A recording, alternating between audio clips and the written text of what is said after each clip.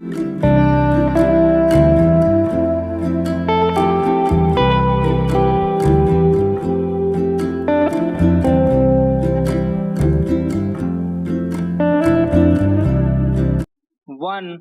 2 3 start. महोदय, मुझे इस संबंध में एक बात और कहनी है।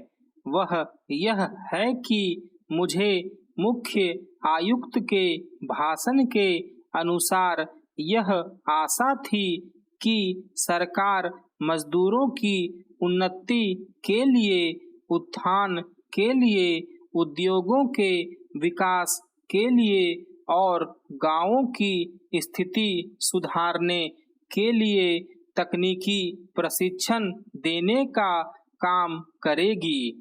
लेकिन ऐसा ज्ञात होता है कि आर्थिक शक्ति सीमित होने के कारण इस ओर कार्यवाही करने की संभावना नहीं रही। फिर भी मुझे आशा ही नहीं अपितु पूर्ण विश्वास है कि भविष्य में हमारा मंत्रिमंडल इस ओर अवश्य अविलंब ध्यान देगा। इसी प्रकार से ग्रामीणों की अवस्था सुधारने के लिए सरकार घरेलू उद्योग धंधों को भी बढ़ाएगी, जो अभी तक नहीं के बराबर है। भारत की दृष्टि से कुटीर उद्योग बड़े उद्योगों की अपेक्षा अधिक लाभदायक है। पहली बात तो यह है कि भारत एक गरीब देश है और उसके पास इतना पैसा नहीं है कि वह बड़े उद्योगों के लिए पर्याप्त संख्या में बड़ी बड़ी मशीनें मंगवा सके। बड़े उद्योगों के लिए बहुत बड़ी बड़ी महंगी मशीनों की आवश्यकता होती है, जबकि कुटीर उद्योग छोटी छोटी और सस्ती मशीनों से चल जाते हैं। कुटीर उद्योगों के लिए न तो बहुत बड़ी बड़ी इमारतें बनानी पड़ती है और न ही बहुत महंगी मशीनों की आवश्यकता पड़ती है। अतः ये उद्योग छोटे छोटे गांवों में भी प्रारंभ किए जा सकते हैं। कई उद्योग तो इतनी थोड़ी पूंजी से भी शुरू किए जा सकते हैं कि उतनी पूंजी प्रायः हर किसी व्यक्ति के पास होती ही है। कुटीर उद्योगों में दूसरी बड़ी सुविधा यह है कि इनमें बहुत अधिक मजदूरों की आवश्यकता नहीं होती। एक परिवार के सदस्य ही उस उद्योग को चलाने के लिए पर्याप्त होते हैं। घर के सब सदस्य उस काम में हिस्सा बटा सकते हैं। बड़े उद्योगों में प्रत्येक मजदूर को कोई विशेष कार्य सीखना होता है और उस काम में कुशलता प्राप्त करने में उसे काफी समय लग जाता है।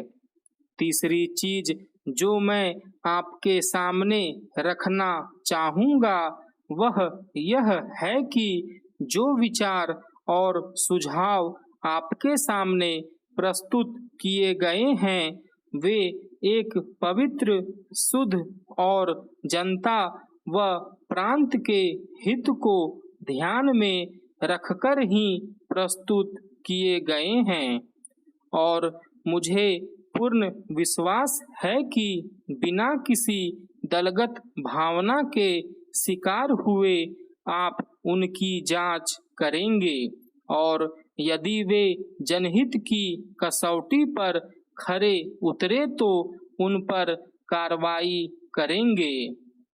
महोदय, इस संबंध में दिन प्रतिदिन बढ़ने वाले भ्रष्टाचार की समाप्ति के लिए और कर्मचारियों के रवैये के संबंध में माननीय सदस्यों ने विचार प्रकट किए। मैं समझता हूँ कि इससे कोई समझदार व्यक्ति इनकार नहीं करेगा कि भ्रष्टाचार को प्रोत्साहन नहीं देना चाहिए। अतः इस ओर विशेष ध्यान देने की आवश्यकता है। भ्रष्टाचार को समाप्त करने के लिए जो कठिनाइयां सरकार के समक्ष हैं, उन पर शीघ्र ही कदम उठाए जाने चाहिए। यदि सख्ती भी बरतनी पड़े तो चिंता नहीं, हमें ऐसे कदम उठाने ही हैं। मैं यह जानता हूँ कि बहुत से लोग, जिनमें कुछ हमारे साथी भी हैं, इसकी कुछ बातों का विरोध करते हैं। परंतु यदि हम देश की उन्नति चाहते हैं, यदि हम देश को आगे बढ़ाना चाहते हैं और विशेषकर यदि आप समाजवादी ढांचे के आधार पर, जिसको कि कांग्रेस ने देश के लिए निश्चित किया है, इस देश की व्यवस्था करना चाहते हैं, तो हमारे लिए आवश्यक है कि हम इस तरह से कदम उठाएं कि जिससे लोगों को अपनी जीविका सुंदर ढंग से कमाने के लिए साधन जुट जाएं। वास्तव में यह सरकार, जिसने यह साहसपूर्ण कार्य किया है, इस कार्य के लिए सबसे अधिक बधाई की पात्र है।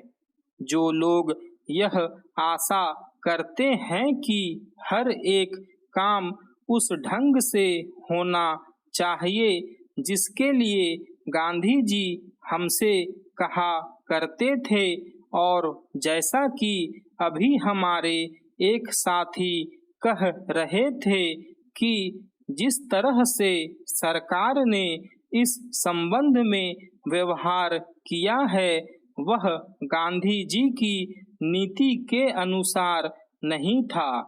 यही नहीं, उन्होंने तो एक तरह से कांग्रेस ने जो समाजवादी ढांचे पर समाज की व्यवस्था की नीति अपनाई है, उसका विरोध किया, और मेरी समझ में उनकी बात नहीं आती कि एक तरफ तो वह कांग्रेस के अंदर हैं और दूसरी ओर कांग्रेस द्वारा स्वीकार की हुई नीति का इस प्रकार से विरोध करते हैं।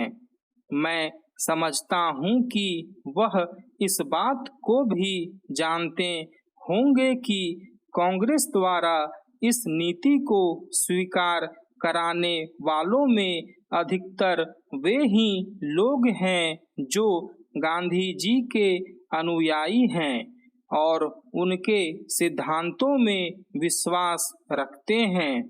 ऐसी स्थिति में उनकी वह बात समझ में नहीं आती कि आज सरकार प्रजातंत्र और गांधी जी के बताए हुए नियमों के अनुसार आचरण क्यों नहीं कर रही है। यह बात बिल्कुल ठीक नहीं है। स्टॉप।